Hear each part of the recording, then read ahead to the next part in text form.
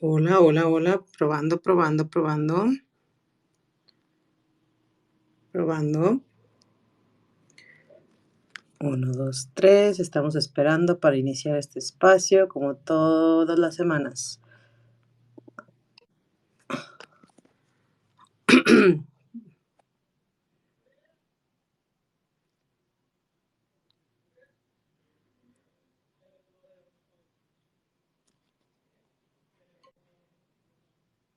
Hola, bienvenidas, bienvenidos.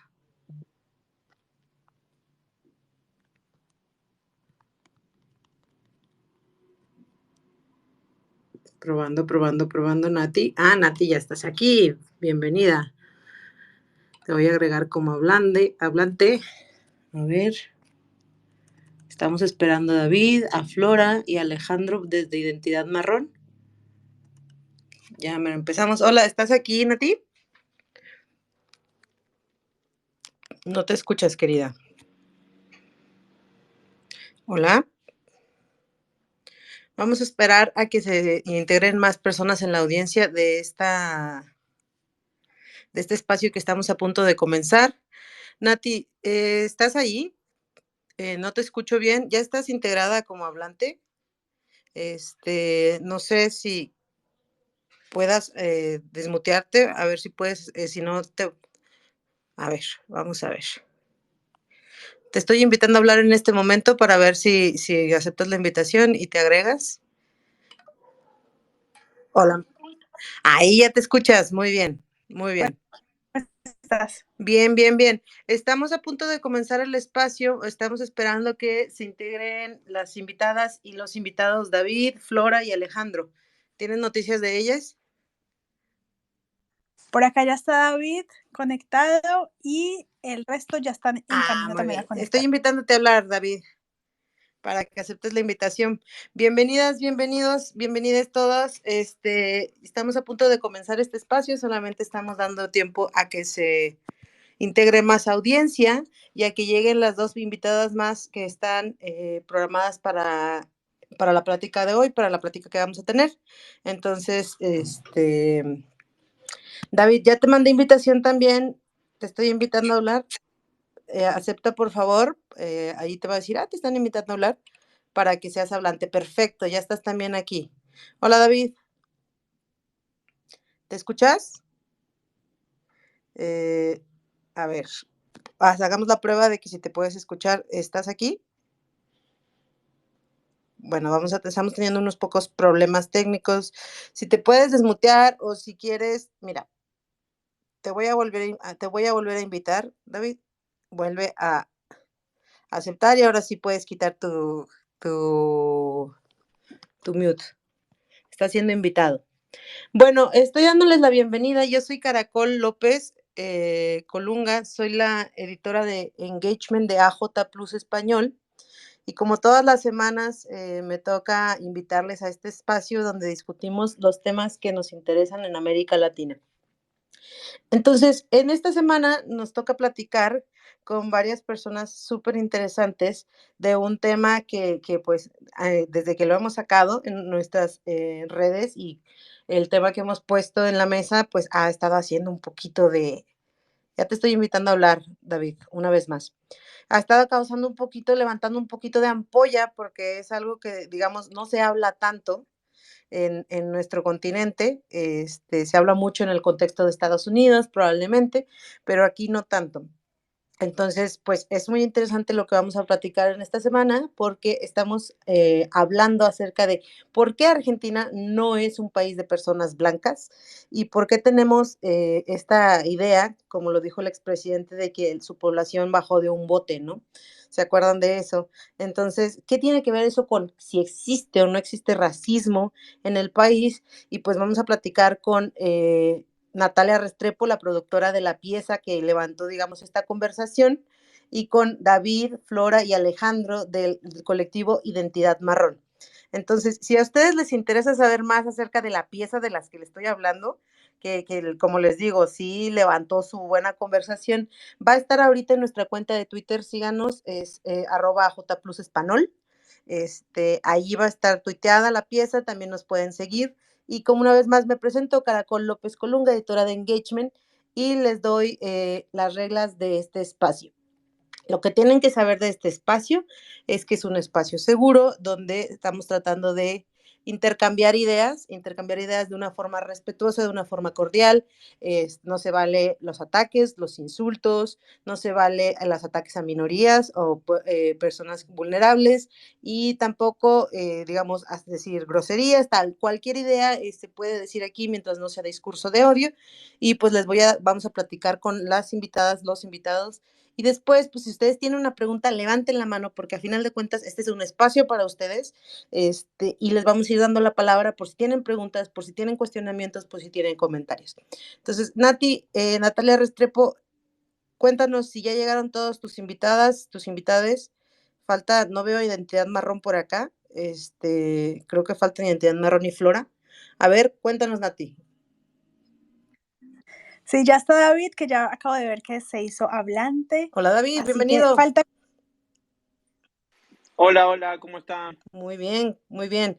Aquí te dejo con Nati. Dale, muchas gracias. Bueno, gracias a Caracol y a todo el equipo de AJ que hace que este espacio sea posible. Como les contó, vamos a estar hablando con David, con Flora y con Alejandro de Identidad Marrón. El video que hicimos, y que les cuento un poquito de contexto. Identidad Marrón, lo conocí, ahora ellos van a contar quiénes son, pero los conocí a través de una entrevista que hizo una colega periodista, y desde que los vi su trabajo, dije como, todo el mundo necesita saber quiénes son y sobre todo el trabajo que están haciendo, y necesitamos escuchar esta historia. Entonces eso fue como el detonante de este video. Y bueno, si quieren empecemos con David. David, cuéntame. La primera pregunta que tengo es súper amplia, pero sí que vamos así de lo amplio a lo específico. Si alguien te pregunta que si hay racismo en Argentina, ¿qué dirías? Que diría que sí, sí, diría que sí que hay racismo. ¿Y cómo se expresa ese racismo? ¿Cómo es que se expresa ese racismo?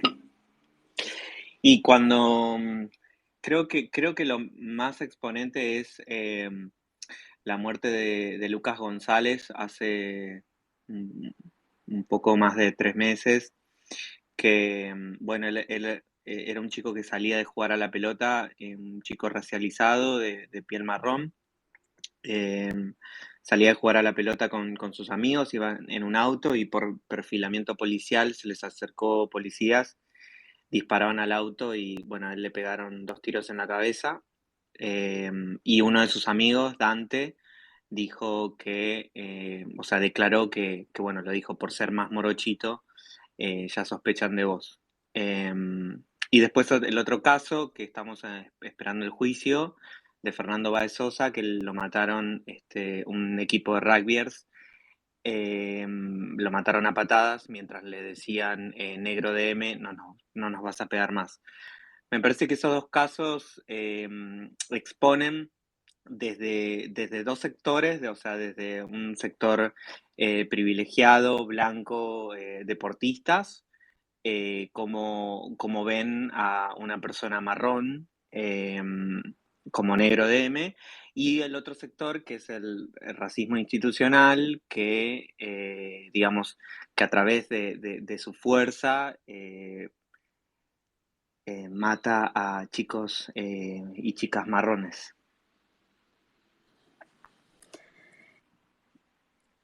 Tú habías, en la entrevista que tuvimos, habías dicho, me contaste una anécdota que tenía que ver particularmente contigo y con este tipo de situaciones en las que tú incluso sientes que tu vida corre peligro. ¿Podrías contarnos ese tipo de situaciones en las que tú sientes que por tu identidad marrón, por ser marrón en Argentina, estás en otra situación diferencial?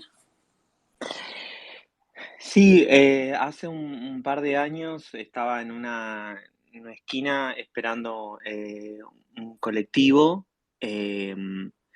y bueno, era el mediodía, o sea, era de día. Se acercaron dos personas que me dijeron ser policías, o sea, hasta hoy o sea, viste, cuando alguien se te acerca así rápido, no decís, mostrame tu credencial, te dicen soy policía, y y es muy difícil ponerse en contra de eso y revisaron todas mis cosas, agarraron mi computadora, me preguntaron si era mía, me preguntaron qué estaba haciendo, no me animé a decir que estudiaba actuación, yo en ese momento estaba estudiando en la facultad, dije que estudiaba seguridad y higiene, me preguntaron qué hacía ahí.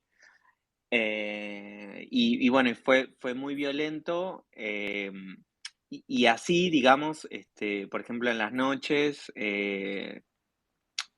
no, llega un momento de la noche que ya no me paran los taxis. Y bueno, hay algo de eso, ¿no? De estar como medio en una posición de peligro. Lo que te decía antes del racismo, ¿no? Yo te lo digo así duramente porque, porque si no parece que hablamos como de, no sé, a mí me hacen comentarios xenófobos, racistas en mis redes sociales, ¿no?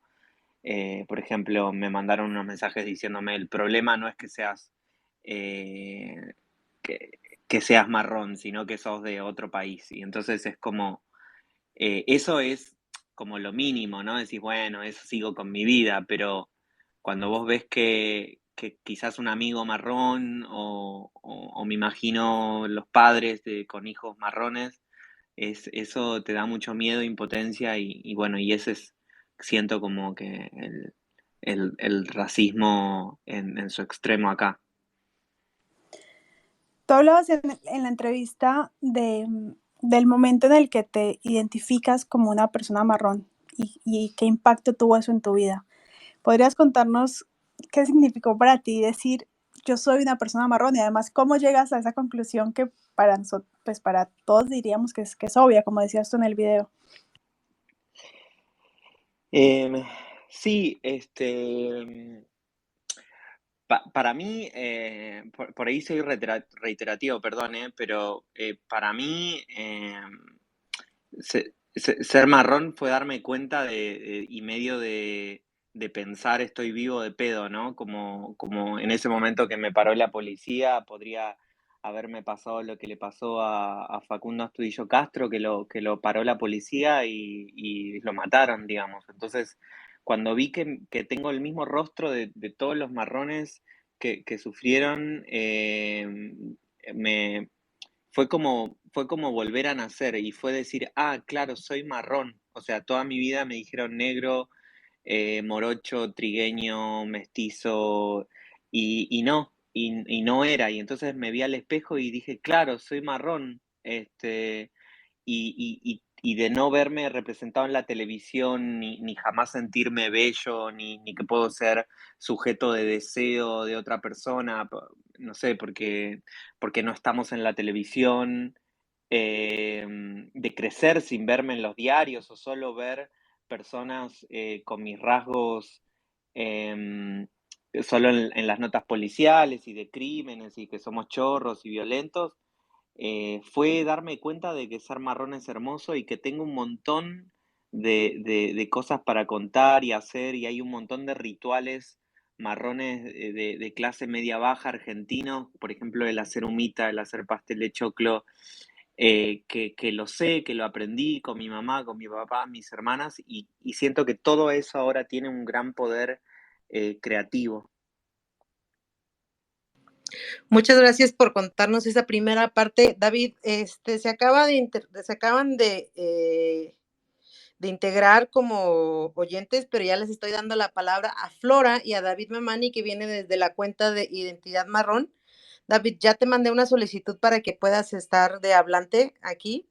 Si quieres, revísalo. Eso, ya están.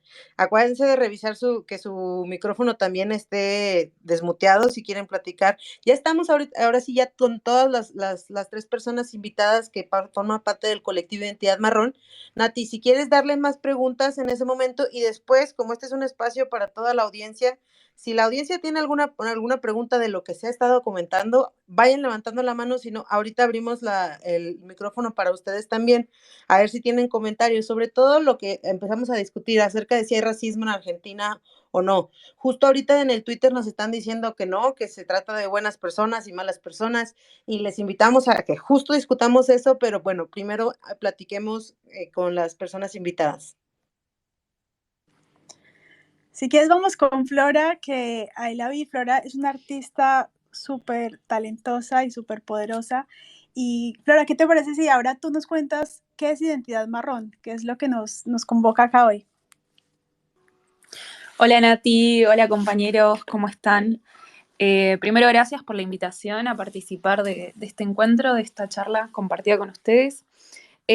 Paso a comentarles un poco lo que es Identidad Marrón. Identidad Marrón es un colectivo antirracista que se forma y está conformado por hijos e hijas de personas migrantes internas y externas, hijos e hijas de personas campesinas, descendientes de personas indígenas, que se unen para poder generar distintos mecanismos para enfrentar el racismo que existe en el cotidiano.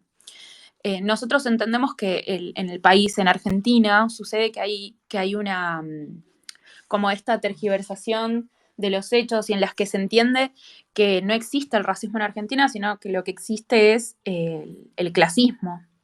Y para nosotros es importante también entender que lo que existe en el país es racismo, lo que también se ve en el cotidiano, en el acceso a derechos básicos como educación, salud, en el acceso a la cultura, en las partidas presupuestarias, en ver que la pobreza en la Argentina también está racializada.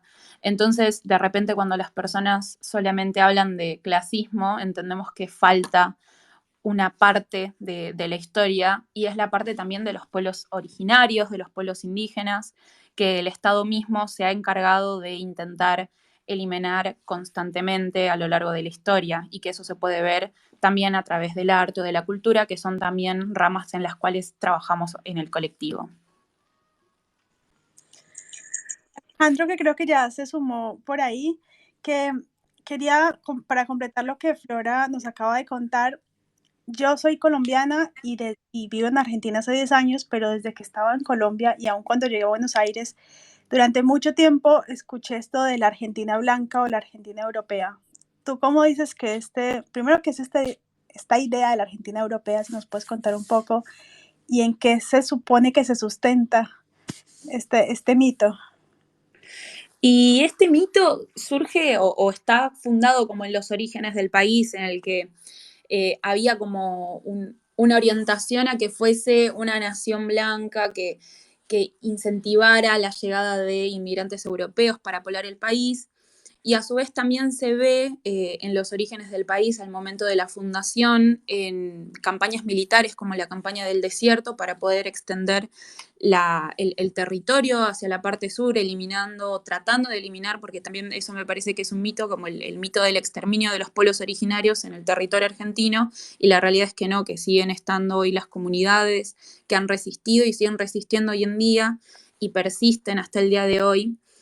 Con lo cual me parece como también interesante empezar a mencionar el exterminio como un mito, porque la realidad es que no es así.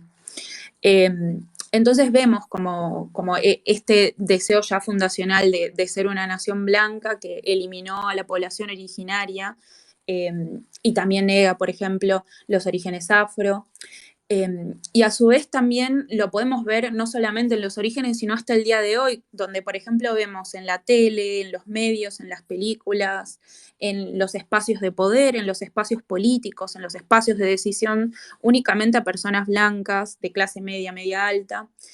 Y ahí también vemos como, bueno, hay otra Argentina que no se está mostrando en los medios, a los cuales no está apuntando a las cámaras o que únicamente apunta para hablar de determinada perspectiva que en general deja a las personas desde la marginalización, desde lo peyorativo, desde la derrota. Entonces también es mucho de las narrativas y el discurso que desde el Estado y desde la cultura, o como desde la cultura como una herramienta para crear discurso y crear historia, vemos cómo hace esta bajada de línea para las personas racializadas hasta el día de hoy. Gracias, Flora. Alejandro está por ahí, desde Identidad Marrón. Aquí estoy, aquí habla Alejandro, parte de Identidad Marrón. Hola Alejandro, ¿cómo estás? Gracias por sumarte.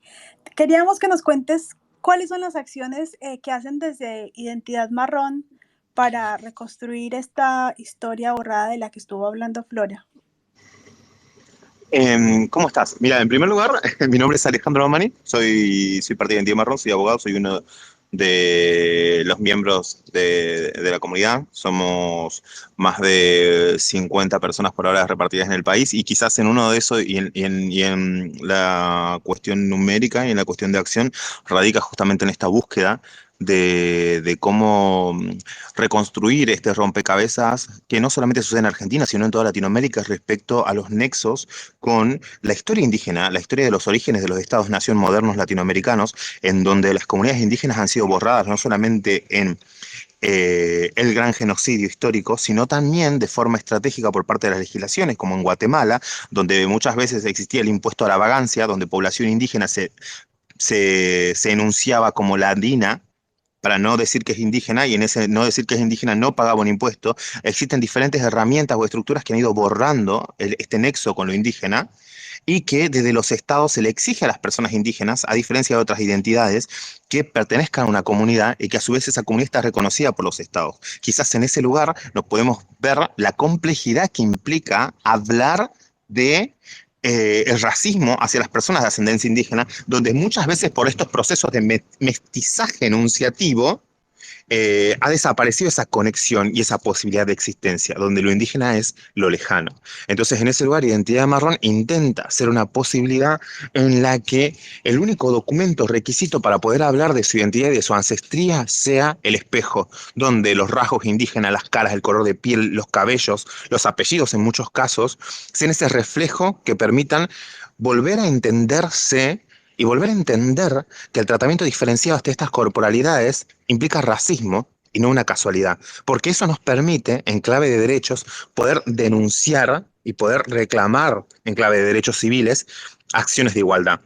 Identidad Marrón en estos últimos años viene realizando el Octubre Marrón en museos nacionales e internacionales, donde intenta, con esta relación compleja de los museos, de poner a debatir cuál ha sido el rol de las instituciones para hablar del blanqueamiento y de la formación de los estados-nación. En el caso argentino, el Museo de Bellas Artes, el Palais de Glass, la Manzana de las Luces, el Museo Casa Ricardo Rojas, la intención es ponernos a debatir cuál ha sido la funcionalidad de los museos y la responsabilidad de los mismos en la conformación de la historia, así también como las instituciones. Gracias, Alejandro. Creo que tiene ahora Caracol un par Sí, de... si tengo aquí, quisiera abrir el micrófono. Nos están llegando algunos comentarios de la audiencia desde Twitter, y me gustaría ver si la audiencia que está aquí adentro de este espacio tiene algún comentario al respecto. Están dos posiciones como encontradas, digamos. La primera es la que nos dice que una persona nos dijo: Argentina es extremadamente racista, pero la narrativa oficial es que somos un crisol de razas pálidas. Lo dijo Angie, no sé si ande por acá y quiera como abundar un poco al respecto. Y otra persona dice: en Argentina no hay racismo y puedo dar fe de ello, como en todos lados hay gente mala que buscará humillarte, pero la sociedad argentina en general no es racista. Racistas y xenófobos en Latinoamérica, y estaban sugiriendo otro país, ¿no? Entonces me gustaría preguntarle a la audiencia si ustedes, digo, claro, evidentemente hay evidencias de esto, claro, pero si ustedes han experimentado racismo en Argentina, si ustedes lo ven, si ustedes creen que hay una narrativa oficial desde el gobierno de que desde que Argentina es un país blanco, o si lo pensaban y cambiaron de opinión, ¿hay alguien que quiera participar en este momento o hacer una pregunta a nuestras invitadas, o continuamos con las dudas aquí? Quien quiera levantar la mano, este es el momento. No se amontonen. ¿Alguien más quiere participar? ¿Han vivido racismo en Argentina? ¿Consideran que hay racismo en Argentina o en algún otro país de América Latina que también, digamos, la conversación se está abriendo al respecto, no como en Estados Unidos, pero con nuestras particularidades? ¿Alguien tiene una pregunta al respecto? ¿No? ¿Participación? Por ahora no tenemos todavía nada, Nati. Si quieres, continuamos. Dale. Me gustaría preguntarle a nuestros invitados, para el que se anime primero, de un tema que hablamos en el video que me sorprende mucho, y es esto de cómo intentamos blanquearnos, ¿no? De cómo para ustedes fue ese proceso de intentar blanquearse de distintas maneras durante su vida, y cómo desarmar ese intento de blanqueamiento. No sé si Pausa, quieren... Nati. ¿Sí? Pausa, ya tenemos una participante, es Sandra, entonces vamos a ponerle un pin a eso de cómo intentamos blanquearnos, que yo también tengo una anécdota de eso, después platicaremos, pero Sandra tiene una participación. Sandra, ya estás como hablante, si quieres desmuteate y adelante. Buenas tardes y muchas gracias por el espacio. A mí me parece bastante importante lo que están comentando. Bueno, yo soy cachiquel de Guatemala y me pareció también muy importante lo que mencionaba el compañero de identidad marrón, porque también daba precisamente un ejemplo sobre Guatemala y cómo ha habido todo un proceso de asimilación que ha tenido pues como principal objetivo deshacer, ¿no? A los pueblos en su comunalidad, pero en su identidad no vista desde el culturalismo, ¿no?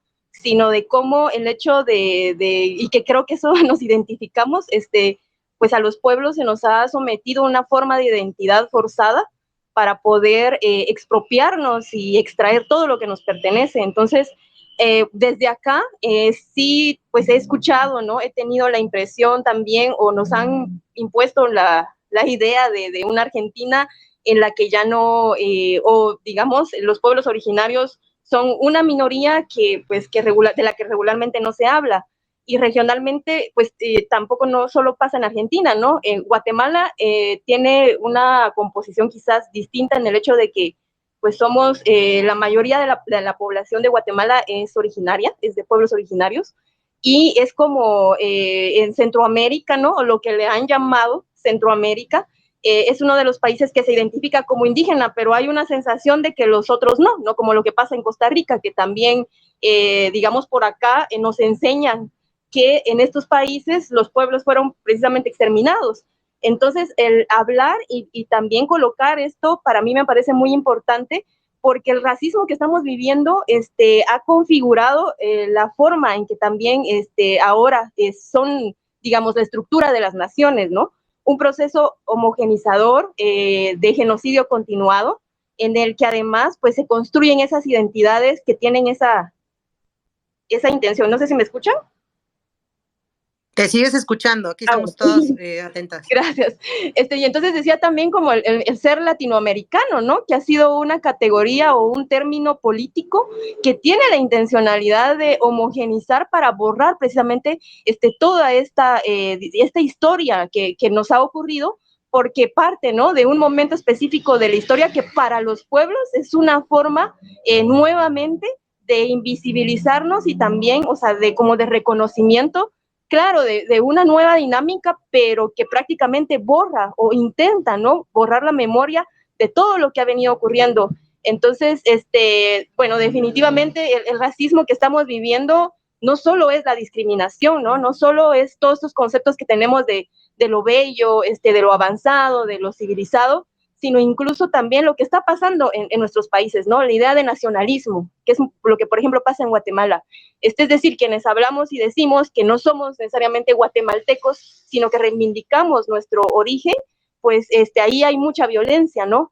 Porque tenemos que reconocernos a partir de esos estados que además nos han nombrado indígenas, ¿no? Dejamos de ser indios para volvernos indígenas desde la mirada del Estado. Entonces, pues muchas gracias por la oportunidad de compartir y también de escucharles, ¿no? De voz propia de los mismos pueblos, lo que ocurre en algunos territorios, pues que para nosotros desde acá puede ser desconocido y que muchas veces, pues cuando no sabemos y quizás ni nuestra propia historia, pues seguimos replicando, ¿no? Cómo es esa Argentina que construyeron, la idea que construyeron, ¿no? De esa Argentina europeizada y blanca prácticamente. Gracias.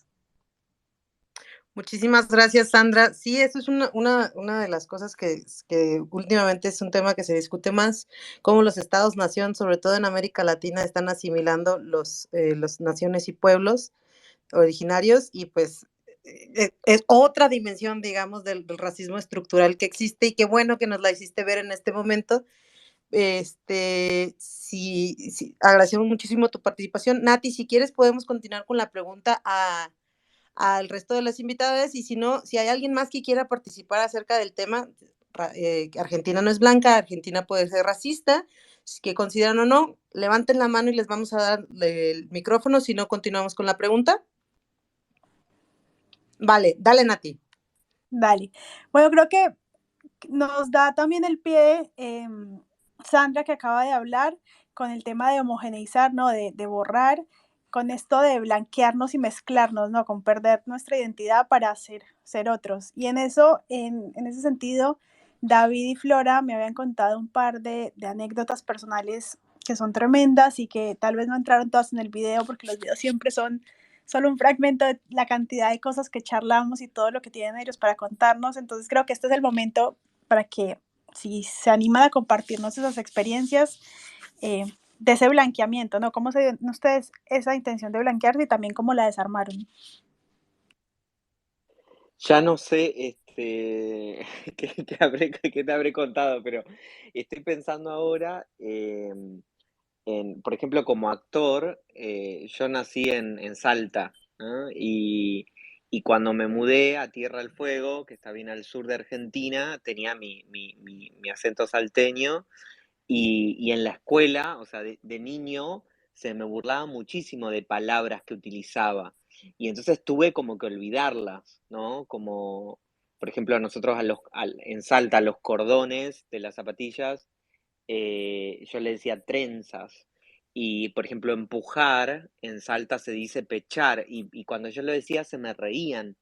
Y entonces creo que algo del lenguaje y de las tonadas es un proceso que para mí fue blanquearme, o como mismo actor, decir, o sea, no puedo hablar como salteño actuando, porque no voy a tener trabajo como actor. O sea, entonces creo que eso es algo como de la profesión que nos pasa en Buenos Aires, que venimos al centro a estudiar actuación, de que en la facultad te piden un poco que dejes tu acento que tenés, ¿no? Y para quienes somos marrones ese acento es más fuerte porque venimos de otros lados y no de Buenos Aires. Y ese siento que para mí fue muy fuerte eh, ese blanqueamiento porque no lo recupero más, digamos. Gracias. Sí, en mi caso yo creo que fue a través del maquillaje, capaz en un momento en la adolescencia, y creo que también es como medio un tópico, yo lo veo un montón en los memes que hay al respecto sobre personas marrones, como un meme como instalado a nivel Latinoamérica, que usan como bases de tonos más claros, y de hecho también la industria del maquillaje en torno a eso es como bastante llamativo porque en general conseguir bases como de color marrón o como más sí, como de un color más ocre es como más complicado, es más complejo. Y después, por otro lado, creo que también como en el caso de la fotografía, por el tema de los filtros o el uso de filtros, eso capaz es un poco más actual, pero de repente es como encontrar en Instagram filtros que te aclaran la piel, creo que también tiene o va de la mano con estos procesos de blanqueamiento, como desde algo que puede ser como tomado como algo banal, pero la realidad es que está instalado en el cotidiano de las personas y va de alguna forma como configurando estándares de belleza también, debido a que no lo usamos, o sea, solamente nosotros que tenemos en mente como, bueno, esto tiene que ver con esto, con un trasfondo, sino que también lo usan personas que son mucho más jóvenes y que muchas veces hablar de estos temas en contextos, bueno, como por ejemplo de clases populares o todo eso, o en un contexto de juventud es como más complejo. Entonces, nada, me parece como re interesante también de repente como hablar de esto, de un filtro de Instagram que parece algo banal, pero termina configurando para después como la información de qué es lo bello, qué es no lo bello. Eh, y también como eso, como lo deseado, lo que hay que ser. Es que sí, el otro día hablaba una periodista de un programa de televisión de acá y decía, el color marrón es feo en la televisión. O sea, lo decía así, digamos. Entonces, ¿cómo no, cómo no querer ser blanco, digamos, como yo me pienso antes, ¿no? De pensarme marrón, como cómo no iba a querer blanquearme si todo a mi alrededor, si mi color de piel y toda mi cultura no está asociada a la belleza. Creo que en ese sentido es como que yo tenía el deseo de ser blanco, digamos, y de todo, de la ropa, de la forma de hablar, del biorritmo, al momento de caminar, digamos, todo que se note lo menos posible mis rasgos indígenas, ¿no? Que es imposible de que no se vean. Tú hablabas de la anécdota de entrando a comprarte las zapatillas. ¿Te acuerdas? No, ¿cuál? Que me contaste cuando empezaste a ir a centros comerciales a comprarte zapatillas, cómo te sentías entrando y esta idea de no parecer tan morocho, de parecer más blanco en ese lugar. Sí, porque de chico, mis papás siempre ahorraban bastante para comprarnos unas zapatillas buenas que duren. Y bueno, y entonces siempre era como sí, como una actitud y siempre hay sospechas sobre nuestros cuerpos, ¿no? De por qué estamos ahí o si tenemos la plata para comprarnos eso. Y entonces sí, como hacer todo lo posible y de tener preparada la tarjeta de débito, el DNI, que no haya ninguna duda de que yo puedo estar robando algo o haciendo algo raro, digamos. Me pasa también esperando el taxi, que saco la plata para que vea el taxista que tengo plata para pagarle y no que le voy a robar. Digamos, como todo eso, todos esos cuidados son, sí, para que, no se note que soy marrón. A mí me gustaría retomar un tema del que estuvo hablando Flora hace un ratito, que tenía que ver con lo bello, lo deseado, y ella hace un trabajo tremendo, su arte, con ese tema. Y hablaste del rol que tuvo en tu vida Yalitza Aparicio. ¿Nos podrías contar un poco de qué fue ella para ti y de cómo tiene que ver con tu obra? Sí, para mí fue re interesante el momento de ver como una persona indígena con rasgos, así como con piel marrón, y también contando la historia de una persona que trabajaba como empleada doméstica en pantalla grande, en películas, que puede generarnos como contradicciones o podemos tener críticas al respecto, que me parece perfecto, está bien que haya un diálogo al respecto, pero eso como entender que era de alguna forma como una de las primeras veces que veía algo así, y más que nada, no sé, en plataformas como Netflix. Y hubo un antes y un después en el sentido de que empezó a aparecer también en revistas de moda, vestida por diseñadores, y no sé si hay precedentes al respecto, pero la realidad es que ha tenido como un montón como que se ha viralizado esa imagen y de repente, bueno, mi obra también habla sobre las de existencia y también es lo que planteamos desde el colectivo, era como también la materialización de otras posibilidades de existencia de un rostro indígena, de una persona indígena que también se reconoce como tal, en eso, en un panorama en el que a nivel mundial, a nivel occidental, faltan ese tipo de representaciones, a nivel belleza, a nivel moda.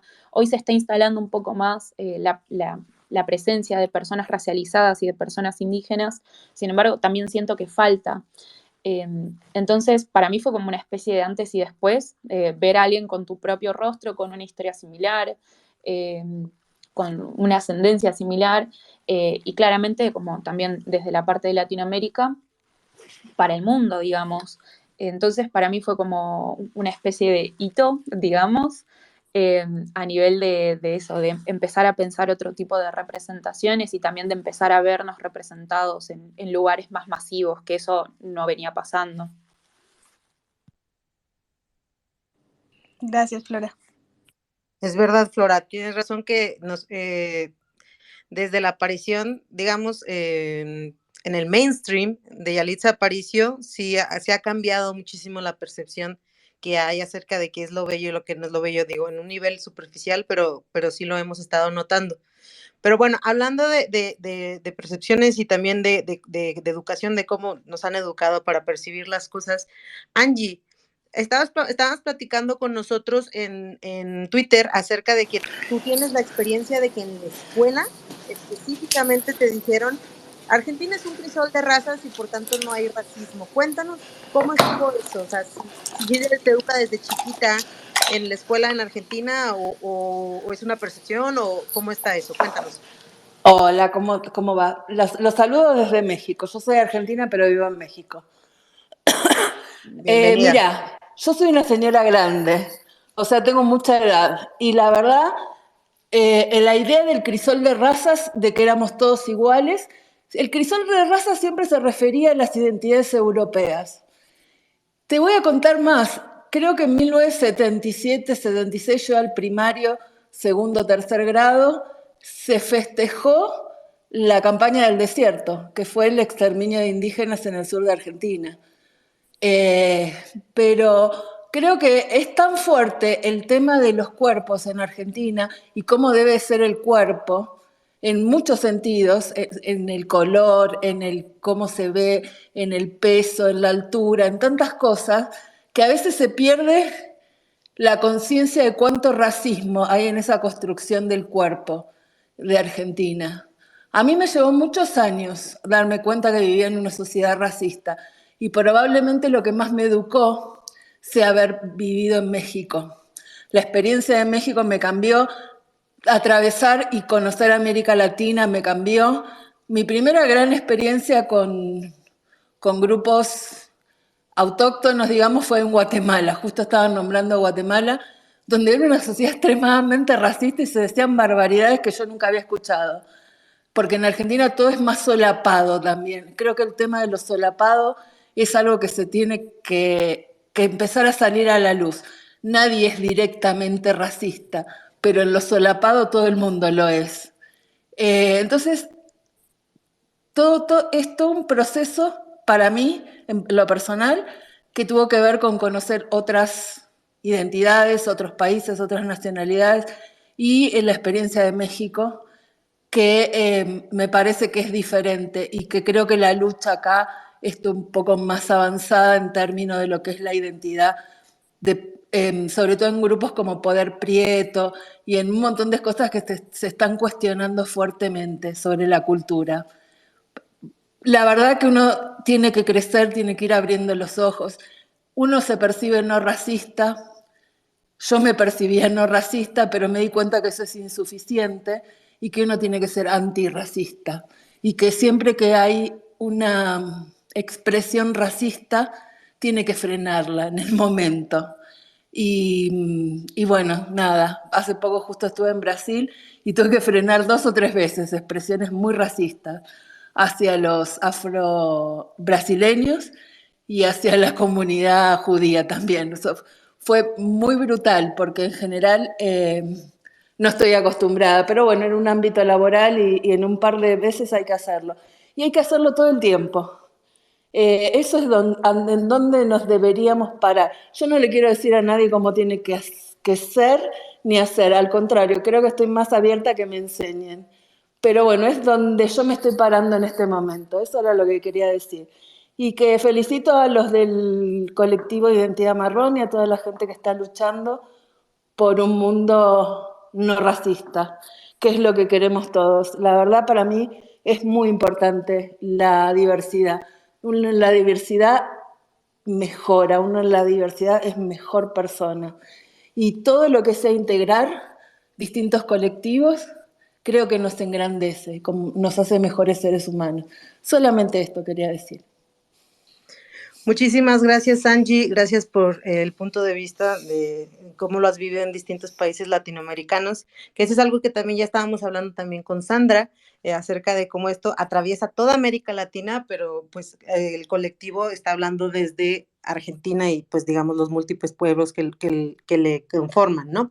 Bueno, Nati, si alguien más tiene una duda, una pregunta, un comentario, una experiencia justamente con esto, este es el momento. Si no, vamos a, digamos, comentarios de cierre con Flora, con David, contigo, y ya damos por terminado el espacio, que en general siempre se supone que es de 30 minutos y jamás cumplimos, lo cual se me hace muy padre porque todas tenemos que platicar muchísimo, pero adelante, Nati. Si quieres, le damos primero la palabra a David o a Flora y después yo les cuento qué me pasó a mí con el video del final, ¿te parece? ¿O cómo prefieres? Perfecto. Sí, perfecto. David, Flora, ¿alguna conclusión acerca de esto, de lo que estábamos platicando, de lo que dijo Sandra, lo que dijo Angie? Cuéntenos en este momento, por fin. Sí, yo estoy muy de acuerdo con lo que dice Angie. Más que nada respecto a este concepto de crisol de razas, que la realidad es que sí, siempre se plantea como el crisol de razas, la diversidad, pero en el imaginario es como esa diversidad blanca proveniente de Europa o descendiente de europeos.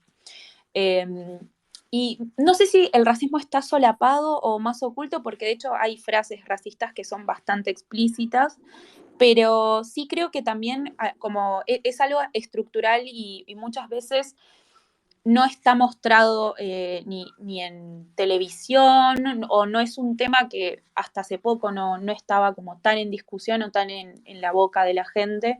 Entonces siento que también puede ser como que se perciba como que está solapado, pero la realidad es que no, o sea, siempre lo decimos, en el acceso a derechos básicos lo vemos, en el acceso desde agua potable, educación de calidad, salud, vivienda digna. Son ahí también las cosas en las que vemos el racismo, cuando vemos que no todos podemos acceder a la cultura, incluso siendo que, por ejemplo, hay museos que son públicos, pero la información solamente queda resguardada para una determinada clase social y un determinado sector racial, también vemos el racismo reflejado. Entonces, en ese sentido, también siento que, por ejemplo, los medios de comunicación han jugado un papel fundamental desde tiempos inmemoriales en la creación de estas narrativas, y me parece que también es momento de empezar a replantear soluciones o reparaciones en conjunto, que es un poco lo que planteamos desde el colectivo, eh, para poder empezar a escribir otra historia en conjunto, y también para poder empezar a abrir y empezar a contar estas historias que han sido avasalladas y que han sido silenciadas durante tanto tiempo. Muchas gracias, Flora, por todo este tiempo que nos has dedicado. David. Muchas gracias, Nati, muchas gracias a J Blues Español, a quienes están escuchando por el espacio. Yo siento que es un proceso de aprendizaje. Es importante, me parecía lindo esto lo que decía Angie, ¿no? De estoy dispuesta a aprender, y me parece que también siento de parte del colectivo que que vamos aprendiendo, y creo que en Argentina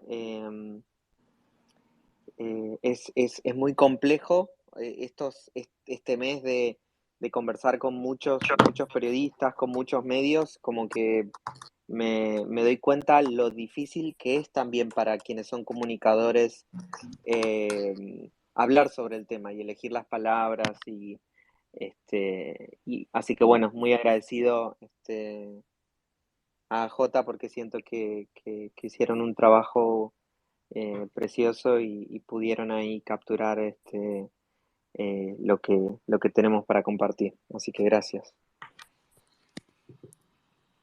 Bueno, nosotros estamos más agradecidos con ustedes por haberse tomado el tiempo de las entrevistas, que los invitamos a que vayan a ver el video completo, porque es hermoso todo lo que nos compartieron Flora y David, y hay cosas de las que hablamos que no en ese video, que no alcanzamos a hablar acá, y viceversa, así que creo que se complementan muy bien. Yo, desde mi parte como periodista, me sentí súper identificada con lo que dijo Angie, de que es un aprendizaje permanente. Fue lo primero que les dije a Flora y a David, tipo, si meto la pata en algo diciendo alguna barbaridad, si esto no lo estoy viendo en la amplitud que debería verlo, por favor, levanten la mano y díganmelo, porque siento que es un camino inmenso el que tenemos por recorrer, y creo que de parte de todos los que estamos acá, les agradecemos por haberse animado a crear el colectivo Identidad Marrón, porque es súper necesario, súper importante para las generaciones de antes y para las que vienen, que estén estos temas y que los hablemos con los amigos en este espacio, que es súper valioso, pero como en todas las instancias que podamos conversarlo, debatirlo, porque sin duda el racismo lo tenemos como integrado en las venas, es muy triste, en la sangre, pero creo que todo esto suma a que nos vayamos sacando todas las semillas medio podridas que nos sembraron, y que puedas nacer algo lindo de todo esto con estas nuevas narrativas. Así que mil gracias a ustedes y a todo el equipo de AJ que hizo posible este space y a todas las personas que estuvieron conectadas. Los 40 minutos, 50 minutos. Ya sé, nunca somos 30 Ojalá, minutos y está súper bien. ojalá podamos hacer algo para el Octubre Marrón, sería muy bueno porque hacer algo con los compañeros de Poder Prieto, que están trabajando también mucho allá en México, que hemos hecho actividades, así que ojalá que octubre pueda ser una oportunidad para volver a encontrarnos. Lo tenemos súper en agenda, hay que hablar con Tenoch, hay que hablar con todos los de el colectivo también acá en México, estaría muy interesante y platicar también, abrir otro espacio como el de ahorita. Muchísimas gracias Nati, muchísimas gracias Flora, muchísimas gracias David, se nos fue Alejandro, pero también gracias a él, Sandra, Angie y toda la audiencia que estuvo presente en este momento. Acuérdense que terminamos el space, pero no terminamos la conversación. Ustedes pueden seguirnos en @AJPlusEspanol. Ahí está el video del que hablamos acerca de que si Argentina no es blanca.